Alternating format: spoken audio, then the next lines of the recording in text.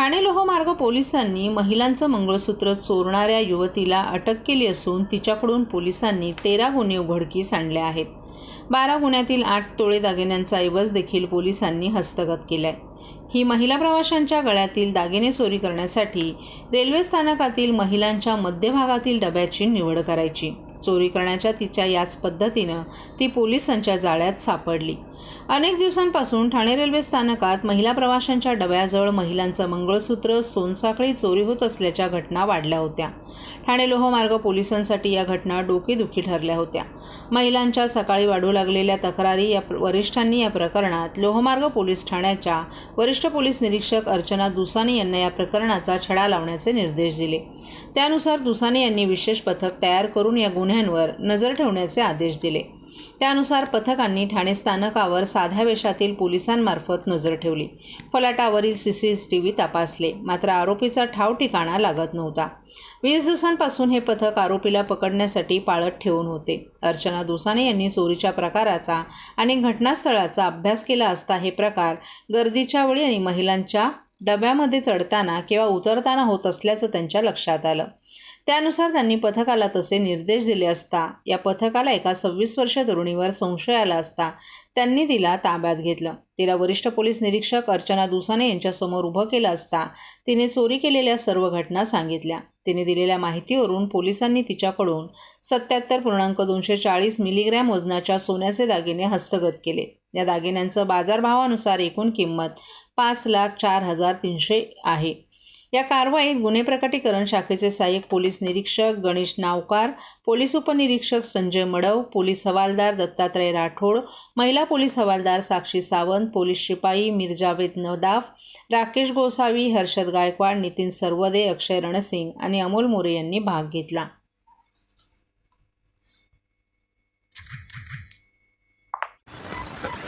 Madam, जे आरोपी पकडले जो गुन्हा घडला आहे त्याच्याबद्दल काय सांगा? गेल्या काही दिवसांपासून ठाणे रेल्वे स्थानक येथे चेन चोरीला मंगळसूत्राच्या वाढत होते। त्यावरून आमच्या वरिष्ठांनी सूचना दिल्या।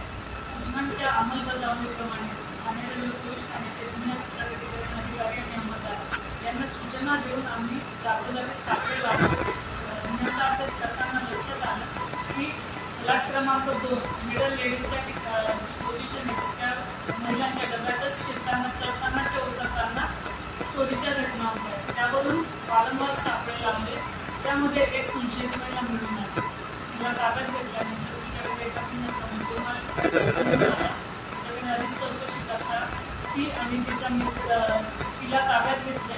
तिने एकूण 13 गुन्ह्यांची कबुली दिली असून 12 गुन्ह्यांमध्ये जवळपास 8 तोळे सोनं रिकवर केलं असून अजून काही गुन्ह्यांचं तिने कबुली दिली आहे। त्याचा तपास चालू आहे। मॅडम, ही गुन्हेगार आरोपी जी आहे ही रेकॉर्डवरची आहे की नाही? हिचा रेकॉर्ड नाही आहे। गुन्हे करताना पकडले गेले नाही, त्यामुळे बरेचसे गुन्ह्यांची तरी तपास करतोय। तिला काय पोलीस कस्टडी किंवा काय कधी? महिला आरोपीला 7 दिवसाची पोलीस कस्टडी आहे।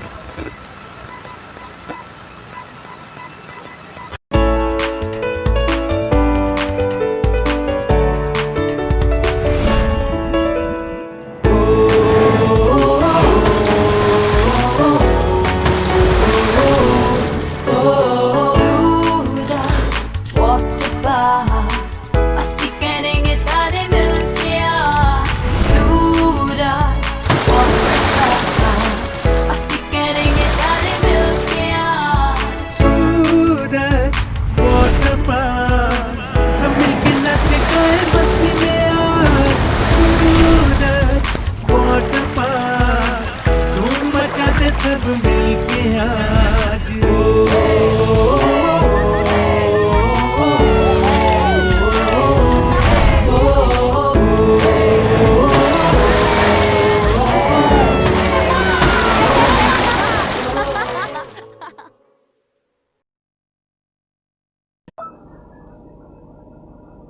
वागळे स्ट्रीट सीपी तलाव येथील डम्पिंग हटवण्याच्या मागणीसाठी आज शिवसेनेचे वागळे स्ट्रीट परिसरातील माजी नगरसेवक आणि नगरसेविकांनी ठाणे महानगरपालिकेचे आयुक्त सौरभ राव यांची भेट घेतली। या भेटीदरम्यान उपस्थित माजी नगरसेवक राम रेपाळे, एकनाथ भोईर, प्रकाश शिंदे, दीपक वेदकर, संध्या मोरे, एकता भोईर, डॉक्टर जितेंद्र वाघ आणि सचिन कांबळे, दशरथ यादव आणि इतरांनी या डम्पिंगमुळे होणाऱ्या समस्यांवर चर्चा केली। त्यांनी आयुक्तांना डम्पिंग हटवण्यासाठी तातडीनं कारवाई करण्याची मागणी केली। या नगरसेवकांनी डम्पिंगमुळे होणाऱ्या आरोग्य समस्यांचा आणि परिसरातील नागरिकांच्या अस्वस्थतेचा मुद्दा मांडला, तर पालिका आयुक्त सौरभ राव यांनी या समस्येवर लवकरच तोडगा काढण्याचं आश्वासन दिले।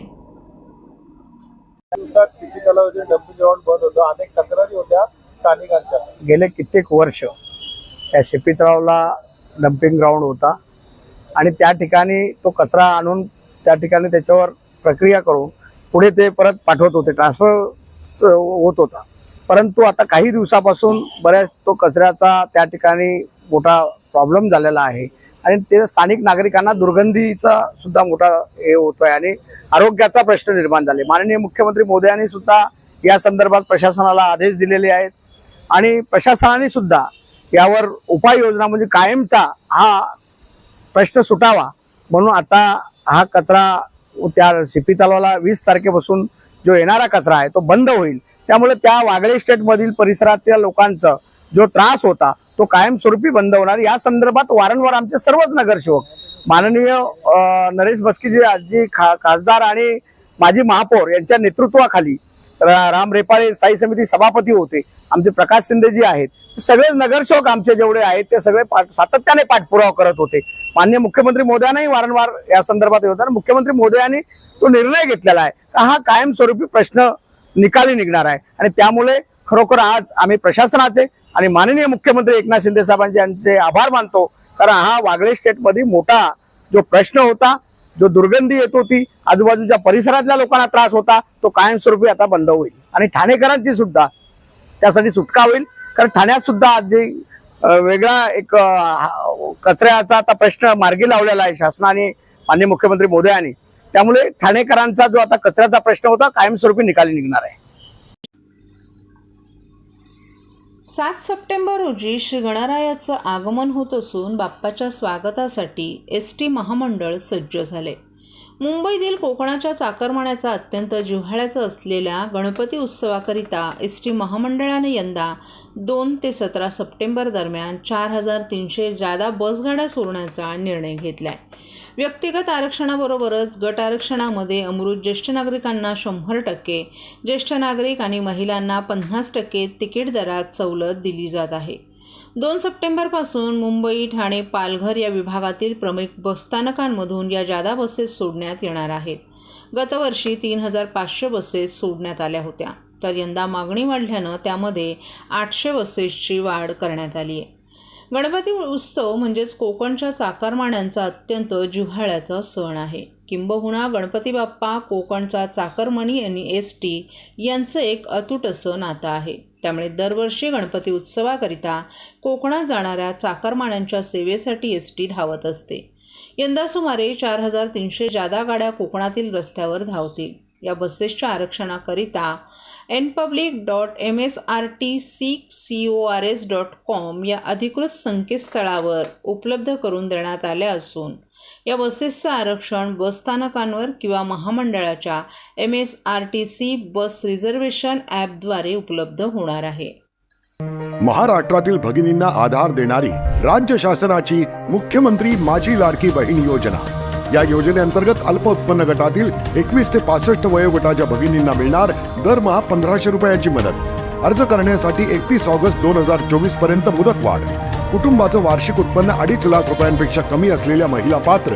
कुटुंबाकडे पिवळं किंवा केशरी रेशन कार्ड असल्यास उत्पन्नाचा दाखला आवश्यक नाही। पांढरं रेशन कार्ड असेल किंवा रेशन कार्ड नसेल तर कुटुंबाचं वार्षिक उत्पन्न 2.5 लाखांपेक्षा कमी असल्याचा दाखला आवश्यक। योजनेसाठीचा ऑनलाईन अर्ज नारी शक्ती दूत ॲपवरून किंवा पोर्टलवर भरता येईल। ज्या भगिनींना ऑनलाईन अर्ज भरता येत नसेल त्यांच्यासाठी अंगणवाडी, ग्रामपंचायत, वॉर्ड ऑफिस, सेतू सुविधा केंद्रामध्ये किंवा आशाताई बचत गटाच्या CRP यांची मदत उपलब्ध। आता आपल्याला अभिमानाने म्हणता येईल सुखी आणि सुरक्षित आहे माझी लाडकी बहीण.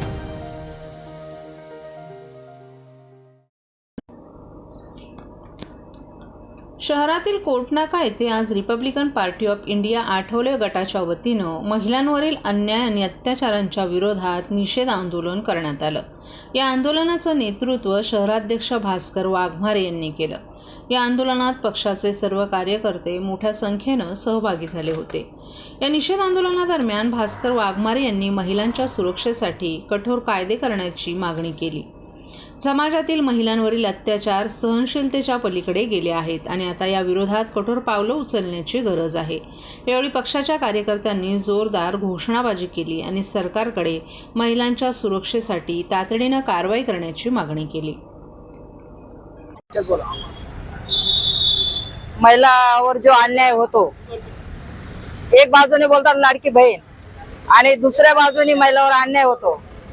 काही ठिकाणी एक एक महिलावर 3-3 पुरुष असे घाणेरडे याने करतात आणि बाकीचे जे काय महिलावर अन्याय होतात, आजकाल म्हणजे दलित महिलावर जास्त अन्याय होतात.